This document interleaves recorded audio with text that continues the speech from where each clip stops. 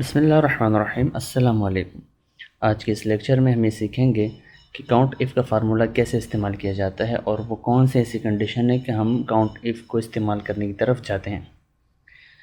मेरे पास यहाँ पे कुछ डेटा है।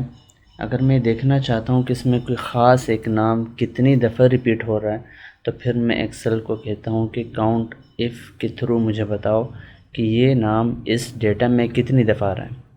जैसे कि मिसाल है, मैं कहता हूँ ये अकाउंट, ठीक है। मैं अगर ये जानना चाहता हूँ कि इस पूरे डेटा में अकाउंट कितनी दफ़ा रिपीट हो रहा है, तो मैं क्या करूँगा, मैं काउंट इफ़ की तरफ जाऊँगा और अब एक्सेल को मैंने जब फार्मूला लगा के दिया, ब्रैकेट ओपन की, एक्सेल में से पूछता है बताओ कि वो कौन सी रेंज जहाँ आपने अपने क्राइटेरिया को तलाश करना है। तो मैं इसे रेंज ये डिपार्टमेंट ही देता हूँ, ठीक। रेंज देने के बाद अब मैं उसे क्राइटेरिया बताता हूँ कि मेरा क्राइटेरिया ये है कि इस सेल में जो डेटा है वो तलाश करके दो, उस रेंज में बताओ कितनी दफ़े यहाँ पर आ रहा है।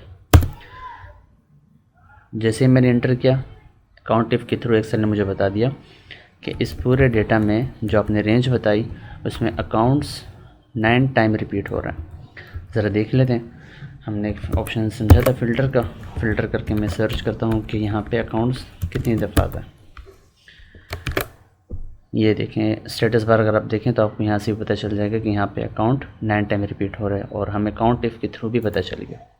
इसी तरह से हम अपने अकाउंट इफ़ के फार्मूले का इस्तेमाल करते हैं कुछ ख़ास अंडरस्टैंडिंग लेने के लिए। अब चलिए मैं यहाँ पर आपको एक प्रैक्टिकल एग्जांपल भी करके दिखाता हूँ कि अगर मैं इसको प्रोफेशनली समझता, मैं अकाउंट इफ़ इस्तेमाल करना चाहता तो वो कौन सी ऐसी कंडीशन होती जहाँ मैं इसको अप्लाई करता। मैं अगर तलाश करता कि मेरे पास कोई एक एम्प्लॉई है, मैं यासिफ यहाँ से ले लेता हूँ, और मैं समझना चाहता कि इसने अब तक कितनी दफ़ा सैलरी ली है, तो मैं क्या करता, आसिफ का नाम यहाँ पे काउंट इफ़ के थ्रू सर्च करता और